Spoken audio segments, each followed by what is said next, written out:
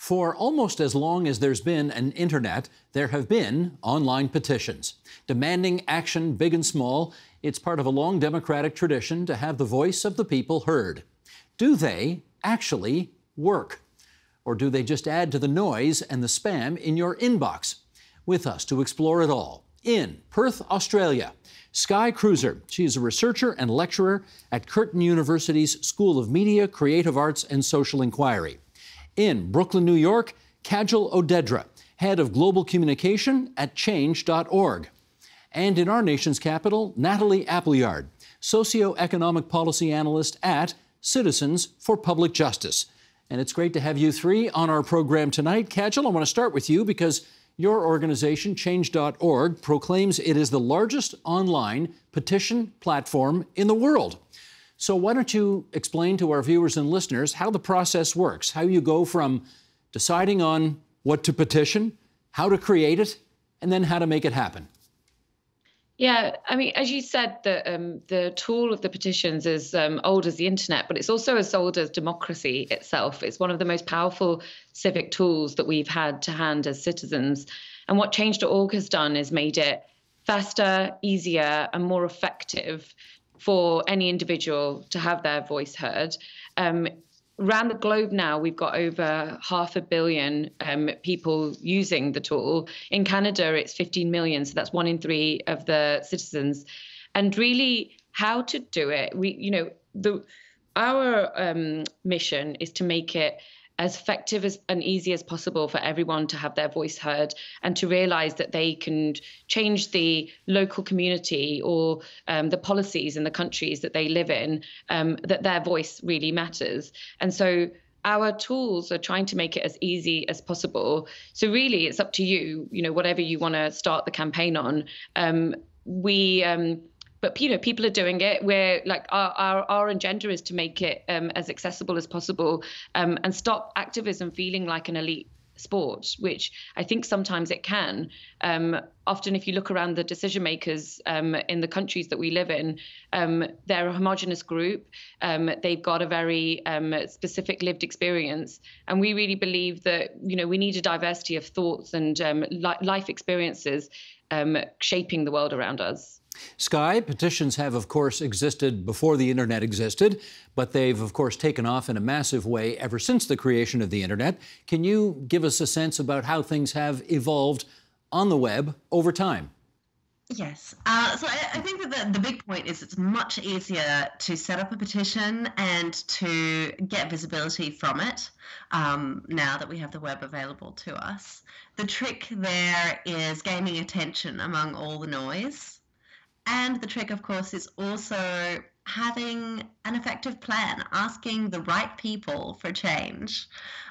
There's no point sending a petition to the UN to get better pedestrian infrastructure at your local intersection. You need to ask your local council. And so it is making sure that you've got the knowledge to support whatever petition you put together. Let me do a follow-up on that. How much, in your experience, how much bad petitioning goes on? As in, this is really, you may have 1 million signatures, but it's the wrong message for the wrong jurisdiction at the wrong organization, and therefore you've wasted your time. I think it would be fascinating to do some research looking at the details on that. I think that there's certainly a lot of petitions that are not well thought out in terms of the specific policy changes or the specific changes they're asking for, but even those can be effective in their own way at raising broader awareness.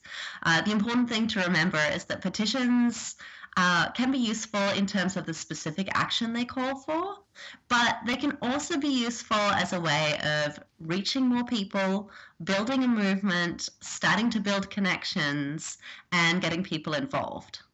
Okay, Natalie, let's do a real-life example here. You at Citizens for Public Justice, give us an example of an issue you cared about. You decided to create an online petition, you got it going, and you made something happen.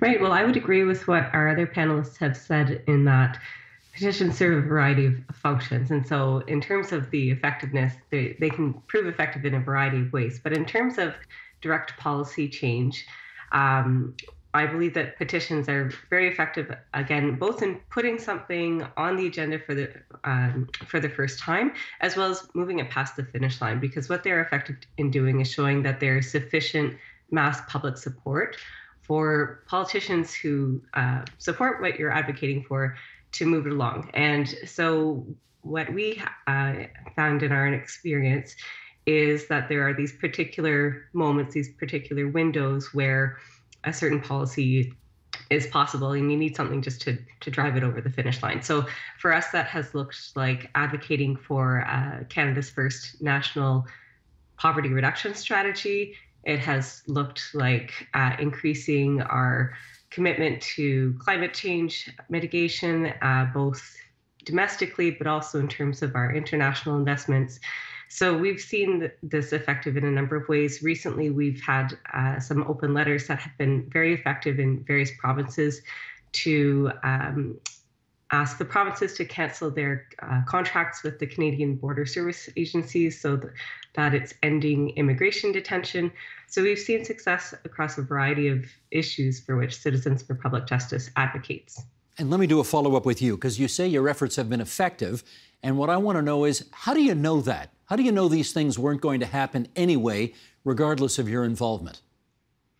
Well, I wouldn't say that the petition makes anything happen that wouldn't without a lot of other organizing and work. So I do want to maybe qualify that statement. I think that petitions are a tool in our toolbox, but to see really transformative policy change, you need there's a whole host of other public education, government relations, organizing that goes on. So the petitions are a piece of that, and they're a great way, as Aaron mentioned, to and Kajal mentioned too, in terms of increasing accessibility, in terms of making sure that the actual demands that are being brought forward are reflective of people's lived experiences and of people who are most impacted by these policy decisions, who are typically not among policy decision makers.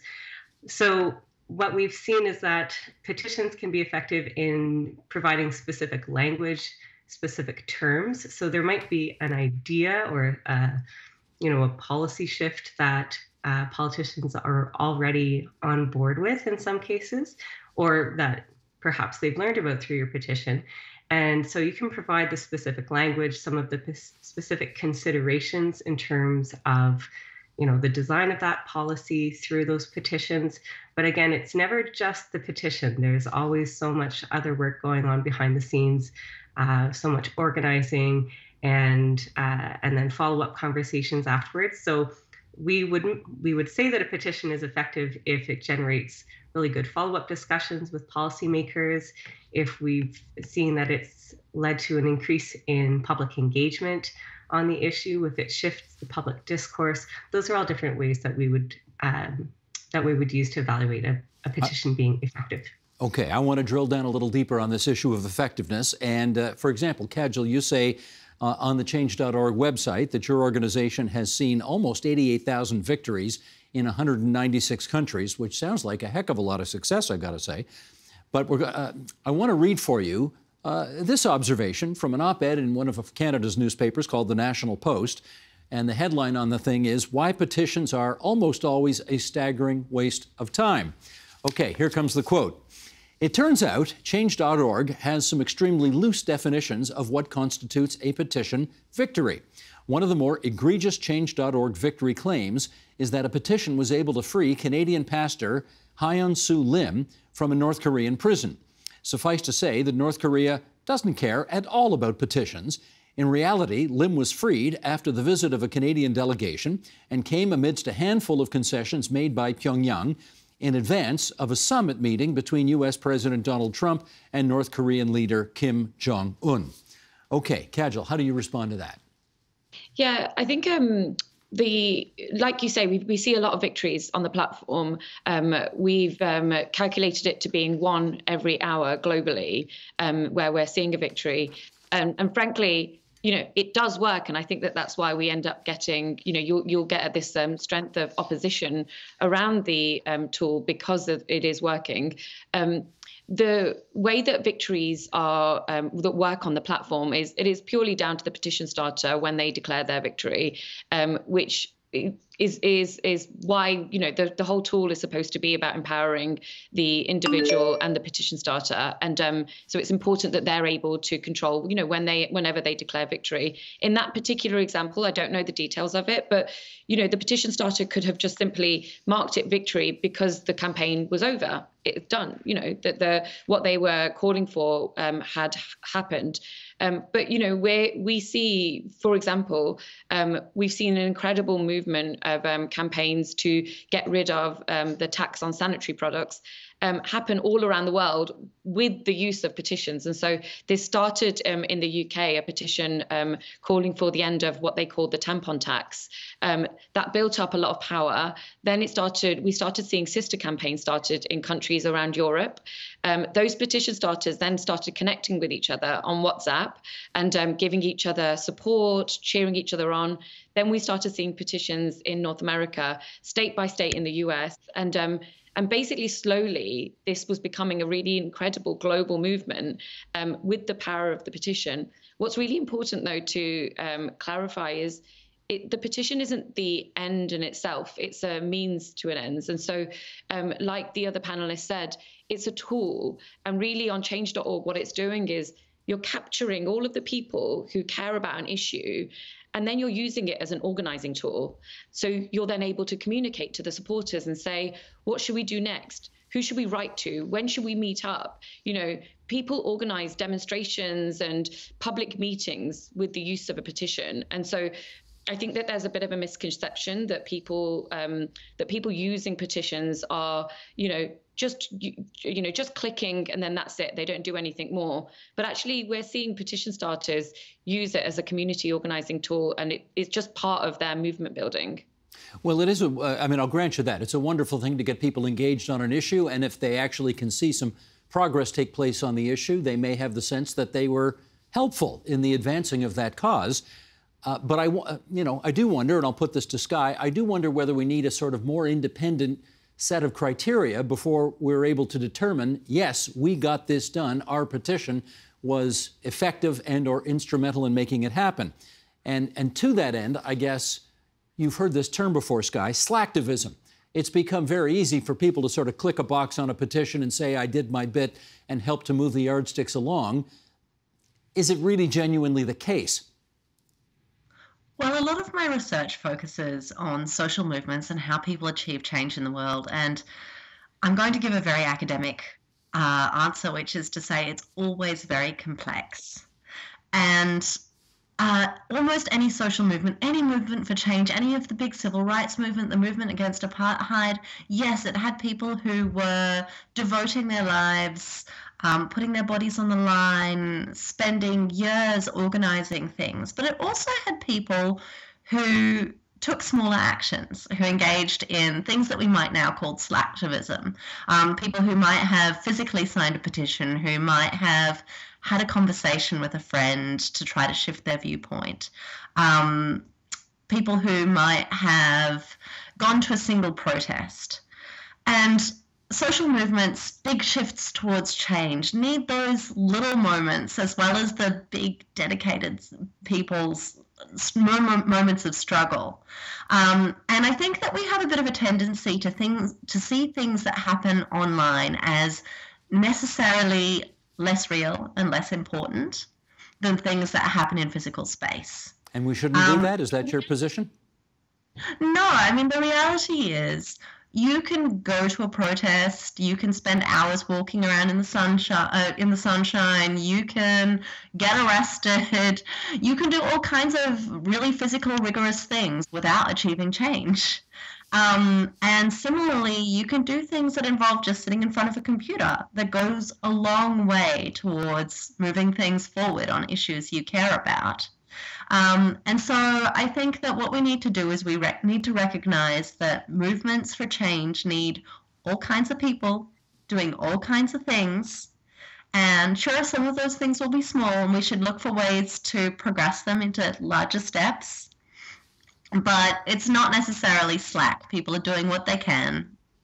when they can. No, that's a fair point, and I don't. Again, I don't want to diminish any activity or any engagement that people feel is worth whatever amount of their time is useful.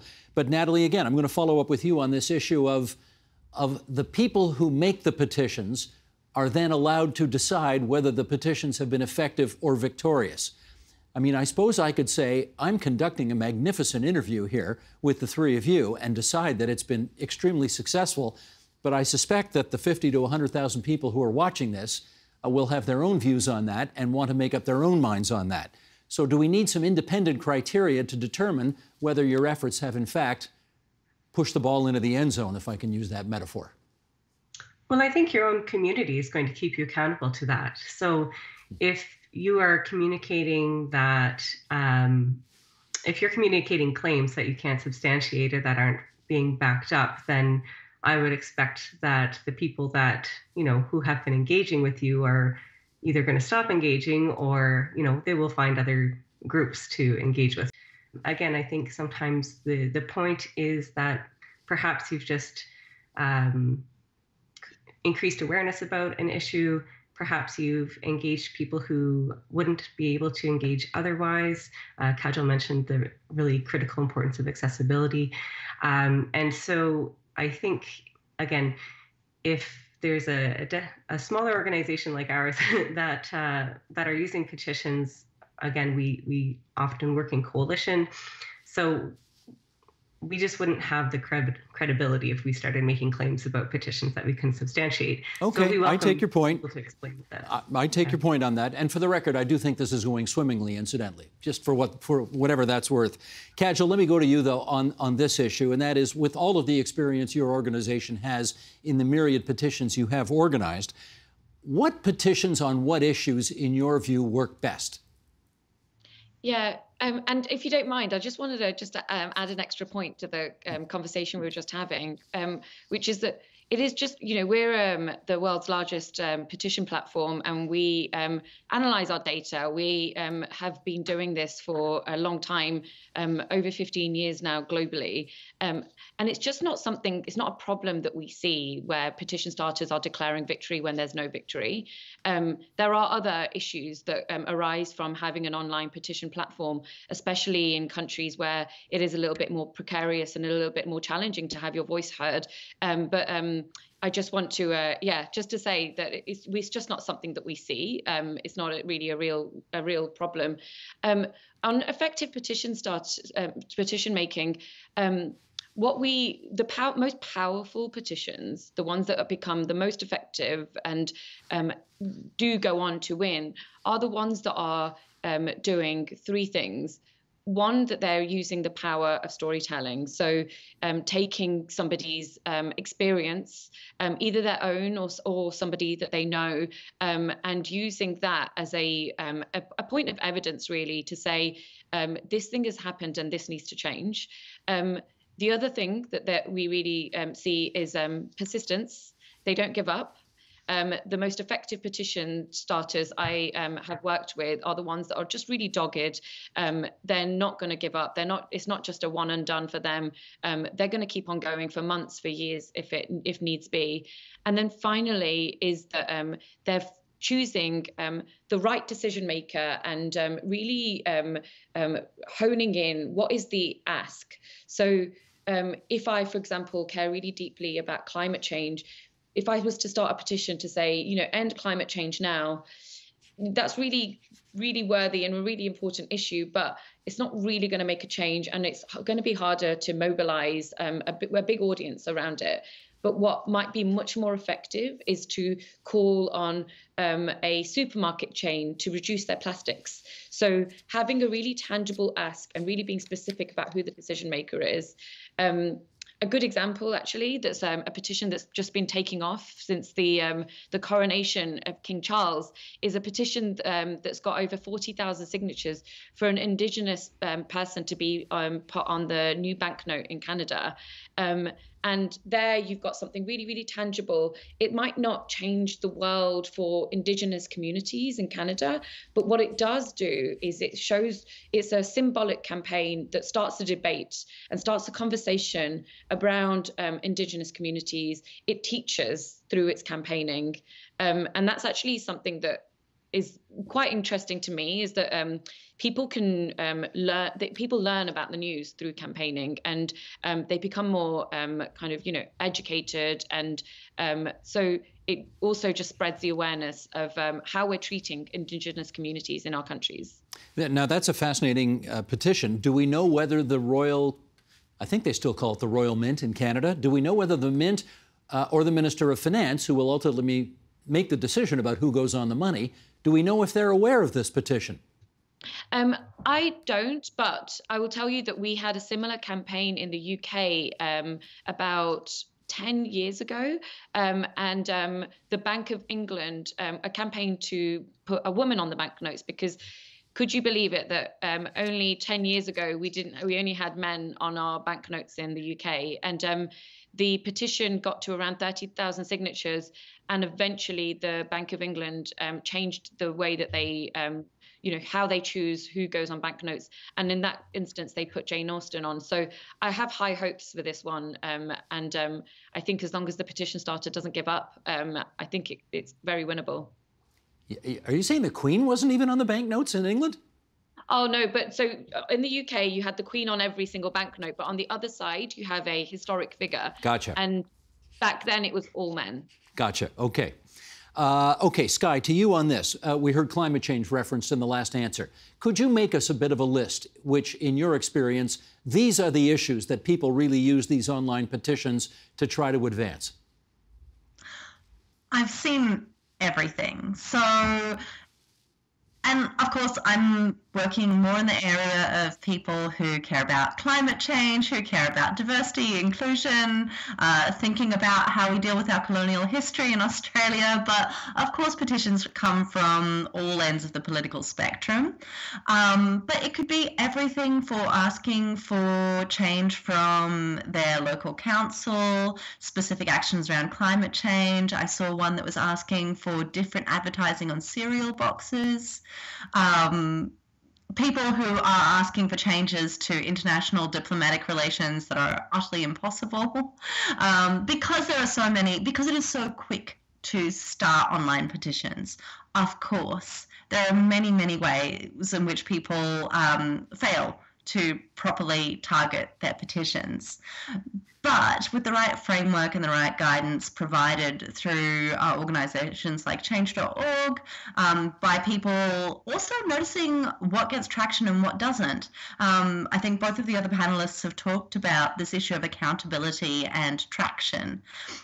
People who start a petition and then realise that it fails after a few days because they've asked for something completely ridiculous have learned a lesson. That doesn't necessarily mean that they've entirely failed. It might just mean that next time they choose their topic a little better. Great point.